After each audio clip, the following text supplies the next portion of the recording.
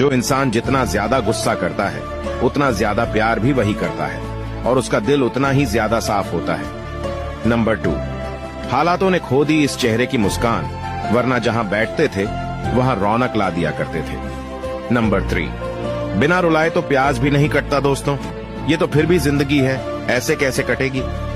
Number 4, सब हमें बेवकूफ समझते हैं, पर मसला तो ये है हम रिश्ता दिमाग से नहीं बल्कि दिल से निभाते हैं, इसलिए हर बार धोखा खा जाते हैं। नंबर 5, गरीबी बहुत रुलाती है मेरे दोस्त। जब बच्चे ने कागज खाया तो माँ ने डांटा तो बच्चे ने रोकर कहा, माँ कागज पर रोटी बनी थी। वीडियो को लाइक तो कर दिया मेरे दोस्त, अब मुझे फॉलो भी कर लो।